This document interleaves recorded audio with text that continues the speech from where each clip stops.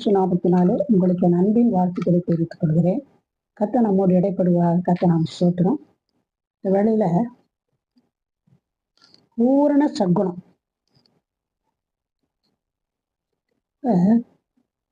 என்ன அர்த்தம்னா பர்ஃபெக்ஷன்.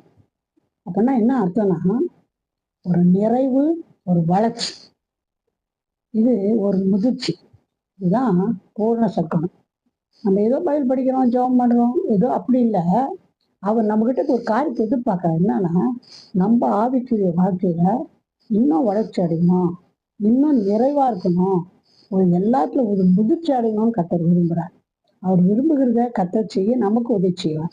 முதல்ல பார்க்கும்போது வசனம் படிச்சா நமக்கு புரியும். மத்தேயு 5:48 ஆகையால் பரலோகத்தில் இருக்கிற உங்கள் பிதா பூரண சற்குணராய் இருக்கிறது போல நீங்களும் பூரண சற்குணராய் இருக்க கடவீர்கள். யாரு பூரண சற்குணராய் இருக்கிறாங்கன்னா பிதா. அவர் தான் பூரண சற்குணர். நம்மளாம் பர்ஃபெக்ட்னு சொல்ல முடியாது. ஆனா இந்த பூரண சற்குணராய் இருக்கணும்னா இருங்கன்னு சொல்லி நம்மளை கேட்கிறார். நம்ம பூரண சற்குணராக நம்ம என்ன செய்யணும்? இதுதான் இன்னைக்கு கற்றுக்க போறோம். இதை கற்றுக்கொண்டு இதை மாதிரி செய்யணும்னு நம்ம ஆண்டவர் கேட்கும் போது கண்டிப்பா பூரண சற்குணராகவும் மாற்றிடுவாரு. அதே நேரத்துல கர்த்தர் என்ன செய்வாருன்னா அதுக்கேற்ற ஒரு ஆசீர்வாதத்தை நமக்கு கண்டிப்பா கொடுப்பாரு. பாருங்க, முதல்ல மத்தேயு 5:43 உனக்கு அடுத்தவனை சிநேகித்து உன் சத்துருவை பகைப்பாயாக என்று சொல்லப்பட்டதை கேள்விப்பட்டிருக்கிறீர்கள். இதிலே 5:44 நான் உங்களுக்கு சொல்லுகிறேன், உங்கள் சத்துருக்களை சிநேகியுங்கள், உங்களை சபிக்கிறவர்களை ஆசீர்வதியுங்கள், உங்களை பகைக்கிறவர்களுக்கு நன்மை செய்யுங்கள், உங்களை நிந்திக்கிறவர்களுக்காக உங்களை துன்பப்படுத்துறவர்களுக்காக ஜெபம் பண்ணுங்க. இதை நம்ம ஈஸியா சொல்லிடலாம். இது அவ்வளவு சாதாரணமான காரியம். ஏன் தெரியுமா? இப்படி சொன்னாங்களே, இப்படியெல்லாம் செய்தாங்களே, நான் அவங்களை சும்மா விட மாட்டேன். அவங்களை இப்படி பண்ண இப்படிதான் மனுஷன் சொல்றாங்க. ஆனா கர்த்தர் நம்மகிட்ட என்ன எதிர்பார்க்கறாரு? நீங்க அப்படி இருக்காதீங்க, சத்துருக்களை சிநேகிங்கன்ற. இப்போ நம்ம சத்துருக்களை சேர்க்கணும்னு சொன்னா எப்படி சேர்க்க முடியும்? ஒன்று யோசிக்கணும். தேவ அன்பு, அவர் அன்புள்ளவர். அவர் என்ன பண்றாராம், நல்லவங்க கெட்டவங்க எல்லாருக்குமே மழை பெய்ய பண்றாராம். அதுதான் அவருடைய குணம். அது மட்டும் இல்லை, நம்ம எத்தனையோ காரியங்கள்ல கர்த்தருக்கு விரோதமாக கூட செய்துக்கலாம். சரியா நம்ம கர்த்தருக்கு பிரியமா நடந்திருக்க மாட்டோம் ஒரு வேளை. ஆனா நம்ம பொறுமையோடு இதுவரைலாம் கர்த்தர் காத்து வந்தார். அதனால அது என்ன செய்யணும்னா பாருங்க, நன்மைக்கு தீமை செய்யறது பிசாசு குணம், தீமைக்கு தீமை செய்து மனுஷ குணம். ஆனா தீமைக்கு நன்மை செய்யறது அது தெய்வ குணம். அதனால இப்படி இருக்கணும். கர்த்தர் நமக்கு யாருன்னா தீமை செய்தா அவங்களுக்காக என்ன பண்ணுங்க, அவங்களுக்கு அவங்களுக்காக ஜெபம் பண்ணுங்க. அது உங்களை என்னால் மன்னிக்கவே முடியல, என்னை மன்னிக்க உதவி செய்யுங்க, அவனோட ஆசீர்வதியும் நீ ஆசீர்வதித்து ஜெபம் பண்ணி பாருங்க. சாபம் மட்டும் யாரையும் போட்டுறாதீங்க. உங்களுக்கு என்னதான் விரோதமா காரியம் செய்திருந்தாலும் சாபம் போடாதீங்க. வசனத்துல பார்த்தா பிசாசுக்கும் சதிக்காதீங்கன்னு இருக்குது. ஆனா யாரும் சாபம் போடுறது நம்ம வேலை இல்லாது கர்த்தர் பார்த்துவார். நம்ம அதெல்லாம் செய்வோனா? அவங்களுக்கு விரோதமா எவனா பேசி ஏதாவது கிரி செய்தா அவங்க என்ன பண்ணணும்னு சொன்னா அவங்களுக்கு அது செய்யுங்க. மன்னிக்க முடியல, அதையும் கர்த்தர்ட்ட கேளுங்க. கர்த்தர் அதை அற்புதமா நம்ம செய்வார். அது மட்டும் இல்லை, நம்ம யாரெல்லாம் தீமை செய்தா அவங்களுக்கு ஏதாவது ஒரு நன்மை செய்திருங்க. அது உங்களுக்கு கண்டிப்பா ஒரு ஆசை வரும். இது முடியுமா? நீங்க யோசிக்காதீங்க. நான் அந்த மாதிரி செய்திருக்கேன். கர்த்தர் ஏன்னா வசனம் அவரு போல பூர்ண சத்குணம் மாறினோம்னா நம்மளுக்கு தீமை செய்தல் என்ன பண்ணோம், நன்மை செய்யணும். வீட்டுக்கே வந்தாங்க, பயங்கரமா பேசுவாங்க, பயங்கரமா திட்டுவாங்க. எனக்கு தெரியும், நாங்கள் உள்ளமே பேச மாட்டோம். வந்த உடனே இந்த வசனம் ஞாபகம் வந்துச்சு எனக்கு. உடனே அவங்க கூப்பிட்டு நல்ல சமையல் நான்வெஜ் நல்லா செய்து சாப்பாடு வழி நிறைய கொடுத்து பஸ் சார்ஜ் கொடுத்து அனுப்பிச்சு வச்சா. அவங்க அவங்க வேலையே வந்தாங்க. ஆனா நம்ம திட்டுறாங்க, தீமை செய்யறாங்க பாருங்க, அவங்களுக்கு பூர்ண சத்துவதாகவும் இந்த காரியம் செய்யணும் கர்த்தர் விரும்புகிறார். நீங்க செய்து பாருங்க, கர்த்தர் உங்களை அதிகமா ஆசீர்வதிப்பார். அடுத்து மத்தேயு 19:21 அதற்கு இயேசு, நீ பூரண சற்குணராய் இருக்க விரும்பினால் போய் உனக்கு உண்டானவளை விற்று தரித்திரக் கொடு, அப்பொழுது பரலோகத்தில் உனக்கு பொக்கிஷம் உண்டாயிருக்கும், பின்பு என்னை நான் பின்பற்றி வா என்றார். இயேசு உலகத்துல சுற்றி திருந்த நாட்கள்ல ஒரு ஆள் வந்தான். வந்துட்டு நான் பரலோக ராஜ்யத்துக்கு போனேன்னா, தேவ ராஜ்யத்துக்கு போனா என்ன பண்ணணும்னு கேட்குறான் இயேசு.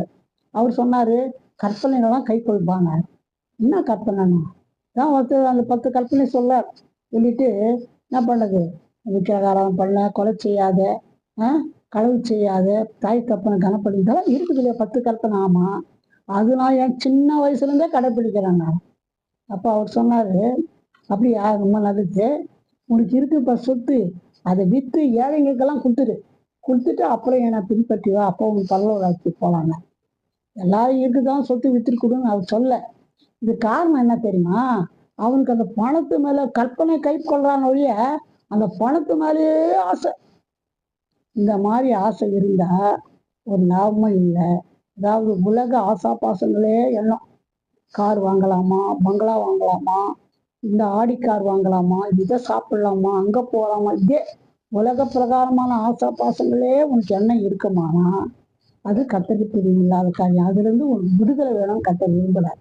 கேளுங்க, எப்பவுமே நல்ல காரியங்கள் செஞ்சுக்கணும், கூட்டங்களுக்கெல்லாம் போகணும், ஆண்டவருக்கு எது பிரியுமோ அதை நான் செய்யணும். அப்போ வசனம் சொல்லுது, முதலாவது தேவனுடைய ராஜ்யத்தையும் அவர் நீதி நீ தேடிப்பாரு, அப்ப இவ்வளெல்லாம் கூட கொடுக்கப்படும். நீ கேட்க வேண்டியதே இல்லை, கேட்காதே அவர் கொடுப்பார். இது என்னுடைய சாட்சி. நான் எப்பவுமே கர்த்தர் என்னோடு இந்த வசனம் கொண்டுதான் என்னோட பேசினார். நீ முதலாவது தேவன் ராஜ்யம் நீதி தேடு, உனக்கு என்ன வேணும் எல்லாம் கொடுப்பாங்க. அதுல இருந்து இந்த வருஷம் வரணும். நான் என்ன பண்றேன், கர்த்தரையக்கூடிய காரியங்களை தேடணும், ஊழியத்துக்கு போகணும், ஜெபிக்கணும், யார் கஷ்டத்துல இருக்காங்க அவங்களுக்காக ஜெபிக்கணும், யார் என்ன செய்யணும் நல்ல செய்யணும், கர்த்தருக்கு பிரியமான காரியங்களே செய்யணும்னு ஒரு பெரிய வாஞ்சை செய்ய அவர் என்ன பண்ண தெரியுமா, நான் எதுவுமே கேட்காதெல்லாம் நிறைய கொடுத்துட்டாரு. சொன்னா இப்ப நேரமே பத்தாது. வீடு வேணுமா வீடு கொடுத்தாரு, கார் வேணுமா கார், என்ன வேணுமாலும் கர்த்தர் கொடுத்தாரு. இதுக்கு நான் பிரயாசப்படல, எதுவுமே கடன் வாங்கவே இல்லை. அவர் ராஜ்யத்தை தேட தேட தேட அவருக்கு பிரியமானதை செய்ய என் தேவையெல்லாம் இந்த நாள் மட்டும் சந்தித்து கொண்டே இருக்கிறேன். உனக்கு எவ்வளவு தேவை இருந்தல, இந்த தேவையின் முதல் நீ கவலைப்படாத, நீ கர்த்தரை தேடு. கர்த்தர் உன் தேவையில நீ அருமையா கர்த்தர் சந்திப்பார். உன்னை பூர்ண சத்குணராக கர்த்தர் மாற்றுவார். அடுத்தபடியாக லூக்கா 4ஆம் அதிகாரம் 22ஆம் வசனம். எல்லோரும் அவருக்கு நற்சாட்சி கொடுத்து அவருடைய வாயிலிருந்து புறப்பட்ட கிருபையுள்ள வார்த்தைகளை குறித்து ஆச்சரியப்பட்டு, இவன் யோசேப்பின் குமாரன் அல்லவா என்றார்கள். இயேசுவை பார்த்து அவர் வாயில ஒரு கேடான வார்த்தையே கிடையாது. நல்ல வார்த்தைங்க, கிருபையுள்ள வார்த்தைங்க வருதான். பாப்பா என்னப்பா இவர் வாயில் இப்படியெல்லாம் வருது, இவர் யாரு, நம்மளுக்கு தெரிஞ்ச ஒரு யோசேப்பு இல்லையா, அவங்க மகன் தானே இது, எப்படி பேசுனா ஆச்சரியப்பட்டாங்க. இதெல்லாம் நமக்கு என்ன தெரியுதுன்னு சொன்னா, நம்ம பேச்சு வார்த்தைகளை ஜாக்கிரதையாக்கணும், நாவ அடக்கம். இது ரொம்ப முக்கியமான ஒரு காரியம். பாருங்க வசனம் என்ன சொல்லுதுன்னா, யாக்கோபு 1:26, உங்களில் ஒருவன் தன் நாவை அடக்காமல் தன் இருதயத்தை வஞ்சித்து தன்னை தேவ பக்தியுள்ளவன் என்று எண்ணினால் அவனுடைய தேவ பக்தி வீணாயிருக்கும். நாவை அடக்குறதுல கண்டபடி பேசுறது, ஐயோ நான் ரொம்ப பக்தி ஆகிறேன் நீ சொன்னீங்கன்னா அது பக்தி ஆகாது. நாவை அடக்கணும். கர்த்தருக்கு பிரியமில்லாத காரியமே எதுவுமே நாவை அடக்கணும்னு கர்த்தரே விரும்புகிறார். பாருங்க, யாக்கோபு 3:1, என் சகோதரர் அதிக ஆக்கினை அடைவோம் என்று அறிந்து உங்கள் அநேகர் போதகராக இராதிருப்பீர்களாக. 2ஆம் வசனம், நாம் எல்லாரும் அநேக விஷயங்களில் தவறுகிறோம். ஒருவன் சொல் தவறாதவனானால் அவன் பூர்ண புருஷனும் தன் சரீரம் முழுவதும் கடிவாளத்தினால் அடுக்கி கொள்ள கூடியவனுமாய் இருக்கிறான். அதனால சொல் தவறவே கூடாது. பாருங்க, அந்த வாயின் வார்த்தைகளை அதிக ஜாக்கிரதையா இருக்கும். இந்த வாயில என்ன பண்ண, சிலர் பட்டையை குத்து சதக்குன்னு குத்துற மாதிரி பேசுவாங்க. ஜனங்க பேசுறாங்களா இல்லையா, அந்த மாதிரி நீங்க பேசக்கூடாது. அது பேசும்போதே ஒரு அடினா அடிச்சுட்டா அந்த வலி போயிடுவோம். பேசுற வார்த்தைங்க பட்டையை குத்துற மாதிரி குத்தனா அந்த திருவள்ளுவர்கள் அதான் சொல்லிக்கிறார், அது அந்த வார்த்தை கேட்ட மனசு ஆறவே ஆகும். அந்த மாதிரி யாரும் நம்ம பேசக்கூடாது. பாரு, வாயில பெருமையான வார்த்தை, புறம் கூறுறது, கோல் சொல்றது, ஏறி செய்யறது, வாக்குவாதம் பண்றது, கடும் சொல் சொல்றது, பொய் சொல்றது, இவ்வளோ பாவம் நம்ம வாயில. இதெல்லாம் இல்லாத இருந்தாதான் நம்ம பூர்ண சத்குணராக இருப்போம். பாருங்க, நம்ம நல்ல பேச்சு பேசணும், நல்ல வார்த்தை பேசினா உங்களுக்கு சொல்லுவோம், ஐயோ அவங்க பேசினாலும் இன்னும் கொஞ்ச நேரம் கேட்கலாமா போல இருக்குது, அவங்க அவ்வளோ அருமையா பேசுறாங்கன்னு நம்ம வாயின் வார்த்தையினால அநேகம் நம்ம என்ன பண்ணலாம், ஆறுதல் பண்றோம். இது ரொம்ப முக்கியமான ஒரு காரியம். பாருங்க, இந்த யோபுல படிக்கிறோம், உதடு அசைந்தாலே அது அநேகர் என்ன பண்ணணுமா போஷிக்கணும். நம்ம நாவு அப்படி இருக்கும். மற்றவங்களை வேதனைப்படுத்துற மாதிரி பேசக்கூடாது. நம்ம என்ன செய்யணும்னா, நம்ம அநேகரை ஆறுதல் படுத்துற மாதிரி, எவ்வளவு துக்கத்துல கண்ணீர்ல கவலையில இருக்கிறவங்க ஒரு நல்ல வார்த்தை சொல்லுங்க, வசனம் சொல்லுங்க, ஆறுதல் படுத்துங்க. அதுதான் இயேசு செய்த மாட்டோம். பாருங்க, அவரே அடிச்சாங்க குத்தனான்னு சொல்லிவிடாங்க. இதாவே மன்னியும் செய்வது என்னதென்று அறியாததுன்னு சொன்னாரு. இப்படி நம்ம இருக்கணும்னு கத்தனை செய்யற நம்மளுக்குல எதிர்பார்க்கிறாரு. அது மட்டும் இல்லை, இன்னொரு காரியம் பாருங்க, எபிரேயர் 2:10. ஏனெனில் தமக்காகவும் தம்மாலேயும் சகலத்தையும் உண்டாக்கினவர் அநேக பிள்ளைகளை மகிமையில் கொண்டு வந்து சேர்க்கையில் அவருடைய ரட்சிப்பின் அதிபதி உபத்திரங்களினால பூர்ணப்படுத்துவது அவருக்கு ஏற்றதா இருக்கிறது. இப்போ உபத்திரம் வராதுன்னு சொல்ல முடியாது. இயேசுக்கே உபத்திரம் வந்து அவர் என்ன பண்ணாராம், பூர்ணப்படுத்தப்பட்டாலும் வசனம் சொல்லு. உபத்திரமே வராது, எப்பவுமே நல்லதுதான் நடக்கும்னு சொல்ல முடியாது. உலகத்துல நம்ம இருக்கிறதுனால கஷ்டம் பாடு உபத்திரம் ஏதோ வரும். அப்படி உபத்திரம் வரும்போது அது என்ன செய்யுமா, நம்மளுக்கு பொறுமையை உண்டாக்கும். அதனால நம்ம என்ன செய்யக்கூடாதுன்னா, உபத்திரத்துக்காக வந்தா அந்த உபத்திரத்தை பார்த்து என்ன பண்ணக்கூடாது, முறுமுறுக்கக்கூடாது. அதனால அந்த உபத்திரங்களை என்ன பண்ணோம், நம்ம சகிக்கணும்னு கர்த்தருடைய வசனம் சொல்லுது. அப்போ இந்த உபத்திரம் வந்து என்ன செய்யணும்னாக்கா, நம்ம உபத்திர மத்தியில பாடுகள் மத்தியில போகும்போது அதுக்கேற்ற பலன் கொடுப்பார். பாருங்க, பிரச்சனைங்க பாடுகள் மத்தியில அவரை பின்பற்றும் போது அதுல ஒரு ஆசீர்வாதம் கொடுப்பார். இந்த தானியல் என்ன பண்ணாங்க, சிங்க கேபில போட்டாங்க, தப்பே செய்யல. அவர் வந்து ஜெபம் பண்ணக்கூடாது, ஒண்ணுமே கத்தட்டி ஆட்டிட்டு அந்த ராஜாவை தான் வணங்கணும் சொல்லி சொன்னாங்க. அவரு சொன்னாரு, நான் எந்த ராஜாவெல்லாம் வணங்க மாட்டேன், கத்தர் தான் வணங்குவார்னு சொல்லிட்டு அவர் என்ன பண்ணாருன்னா, என்ன பண்ணாலும் பண்ணுங்க, 4 ஜெபம் பண்ணுவேன்னு சொல்லிட்டு 3 தடவை ஒவ்வொரு நாளும் முழங்கால் பண்ணிட்டு ஜன்னலை திறந்துட்டு என்ன பண்ண, வழக்கம் போல ஜெபம் பண்ணாங்க. ஜெபம் பண்ண சிங்க கேபில போட்டாங்க. ஆனா அது பெரிய பாடு. சிங்க கேபில பட்டினியா இருக்கிற சிங்கத்தின் மத்தியில தூக்கி போட்டா சும்மா அது ஒரு எலும்பில்லாத கொஞ்சிடும். ஆனா கர்த்தர் ஒரு தூதனை அனுப்பி அந்த சிங்கங்க வாயெல்லாம் கட்டிட்டாரு. அதனால அவர் ஒண்ணுமே சேதப்படுத்தவே முடியல.